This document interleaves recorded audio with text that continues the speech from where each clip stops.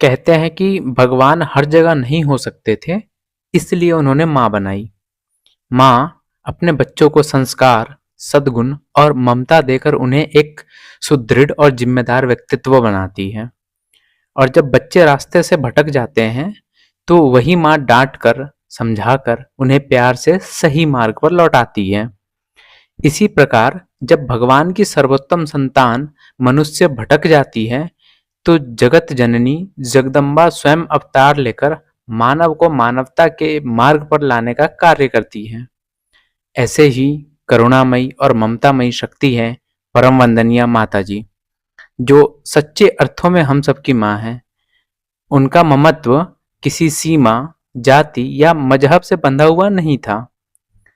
सतीश और शैलो जैसे अपने बच्चों की तरह ही वे अब्दुल लतीफ को भी उतना ही स्नेह देती थी, जो अखंड ज्योति संस्थान में मशीन मैन के रूप में कार्य करता था और पत्रिका की छपाई का काम देखता था। अखंड ज्योति संस्थान की एक घटना आज भी बड़े भाव से सुनाई जाती है। कुछ संबंधियों को यह अच्छा नहीं लगता था कि अब्दुल लतीफ भी वही भोजन करे जो बाकी परिवार करता है।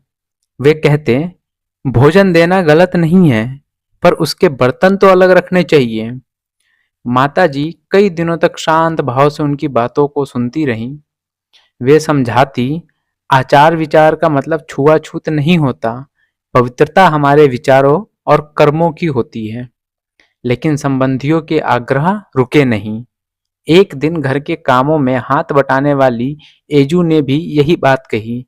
सब ठीक ही तो कहते हैं, वह मुसलमान है, उसके बर्तन अलग कर देने में बुराई क्या है। यह सुनकर माता जी कुछ देर मौन रही। फिर वे उस कमरे में गई जहां अब्दुल लतीफ के जूठे बर्तन रखे थे। उन्होंने वे बर्तन अपने हाथों से उठाए और बर्तन धोने की जगह पर ले जाकर स्वयं धोने लगी। यह देखकर एजू हतप्रभ रह गई। तभी माताजी ने उसे समझाया, इतने दिन तुम मेरे पास रही, पर तुमने मुझे समझा नहीं। अरे, मैं सिर्फ माँ हूँ, हिंदू की भी, मुसलमान की भी। मेरे लिए जैसे ओम प्रकाश और सतीश हैं, वैसे ही यह अब्दुल लतीफ है। कुछ दिनों बाद जब यह बात अब्दुल लतीफ को पता चली, तो उसके आंखों से आंसू छलक आए।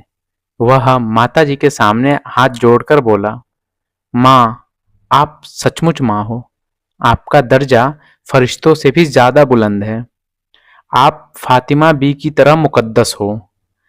माता जी के वहां से जाने के बाद वह उस स्थान की धूल अपने सिर माथे पर लगाकर प्रणाम करने लगा।